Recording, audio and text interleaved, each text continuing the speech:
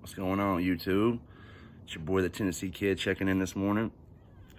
Another beautiful day in Denver.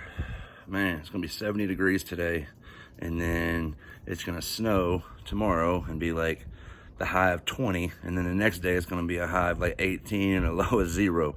The weather here is a trip, but anyways, hey, I appreciate all the support, and hit that like, share, and subscribe for your boy. We're gonna get into this story real quick of how I started dating a girl who I thought was a stripper and ended up being an actual Craigslist hooker. This was before Backpage was really popping, so that lets you know how old your boy is here.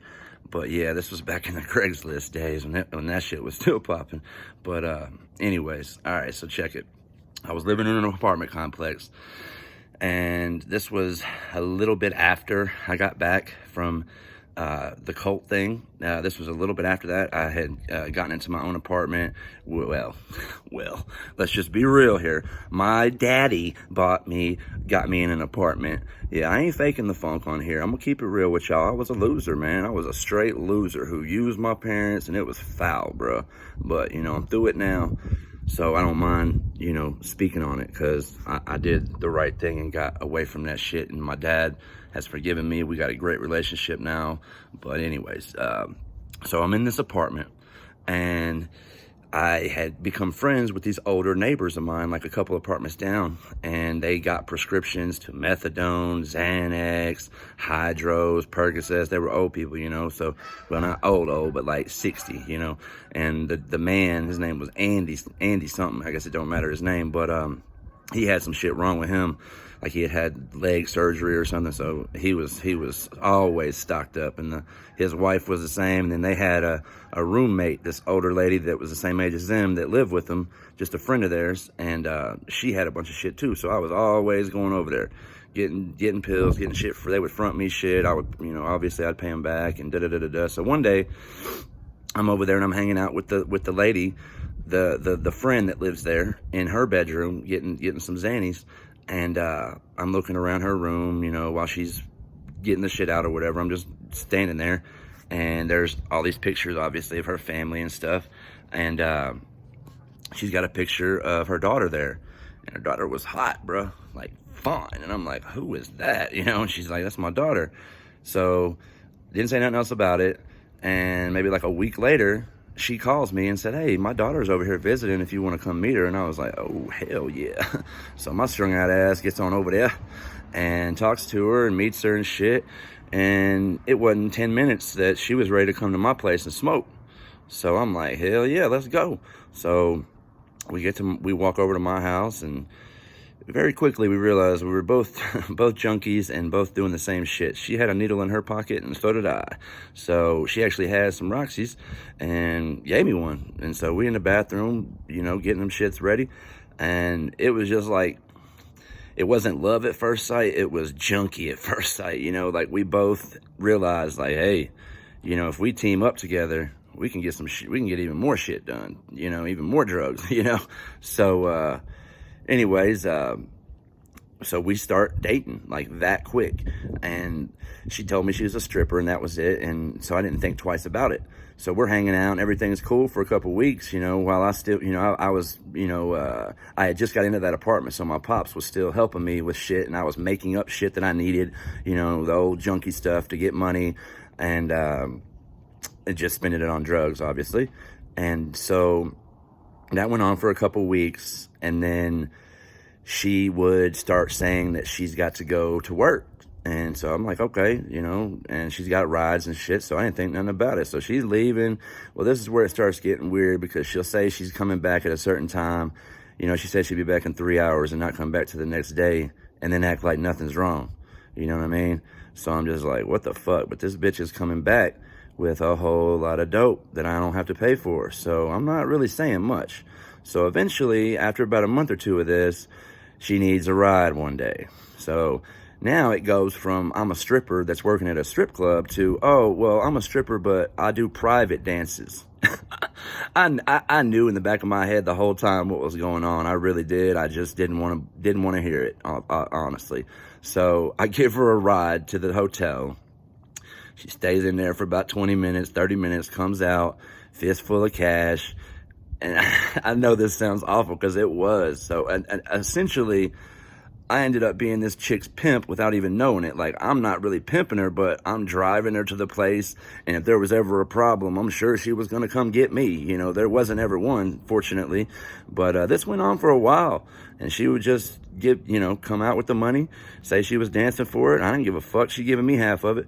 So eventually, I needed some work one day, and this is like 6 months later, and one of her customers was a contractor, and literally she got me a job through this cat. So I go with this dude to do some work one day.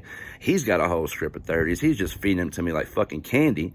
And he starts talking about Venice, and that was her name. And half Israeli and half Italian. The chick was fine, but she was a strung out bitch.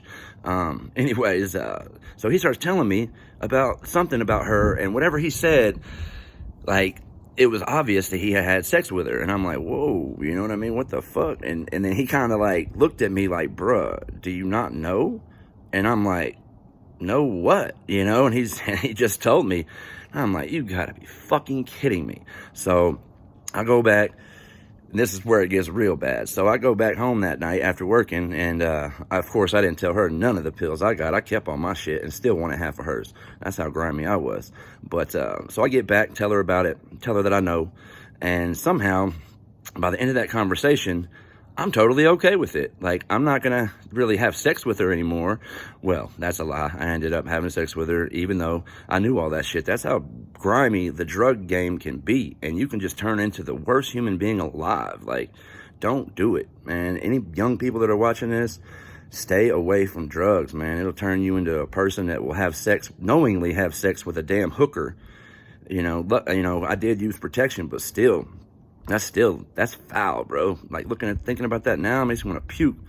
But so it just went on like that for a while, man. But of course, she was a liar, and she would constantly manipulate me, and because I had the place to stay. You know what I'm saying? I had the whip, I had all that. So she needed me just like I needed her.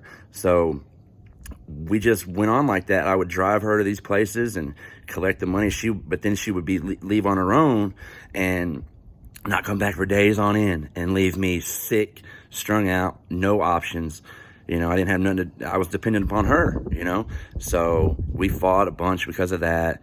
And eventually it ended, and we got in an argument, and she left the house. I threw a necklace at her, and she pulled away, threatened to call the cops on me for hitting her with the necklace. I can't believe I hit her, dude. I didn't even mean to, bro. It was like just a cheap little Walmart, fake ass gold little bitty chain. And as she was about to pull away, that was the last thing of hers that was in the house, and she wasn't about to come back. So I was like, fuck that. So I went outside and I chucked it. And by God, if it didn't go 30 yards and fucking go right in her car window and hit her in the damn face, I swear to God, I didn't even mean to do it. She threatened to call the cops for like the whole day after that. And I'm like, man, fucking call them. What are they going to do? I threw a fucking necklace. You can't even prove I threw it, motherfucker.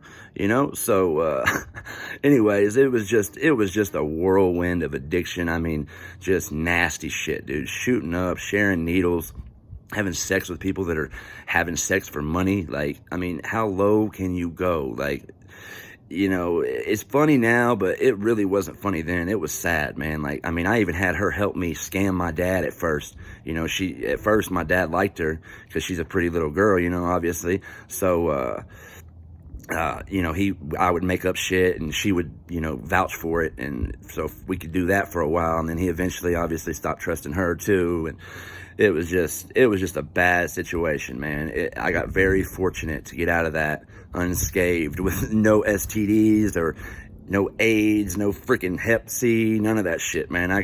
When I went to the rehab for the last time, obviously, when you go, they test you, and I was nervous as hell, man. I just knew I at least had Hep C, but I didn't. So God bless me, man. God really blessed me and walked with me through all of that. I really don't know why. I certainly didn't deserve it, but, God is merciful. So it's obvious to me. I've seen it firsthand. So kids, when you're out there, don't do drugs and don't date hookers. All right. That's the lesson for today. So hey, I just wanted to get on here and share a quick story with you. There was a lot more details to that, and we're going to get into all those details later on when I go in more depth of all these stories. I'm just trying to get through them all at the moment and get the content up. So, hey, once again, I appreciate the love. I appreciate all the support. Appreciate all the hate. I love y'all haters, man. Y'all keep me entertained. So keep on showing love. Keep on hating. Hey, subscribe, share, like. Peace.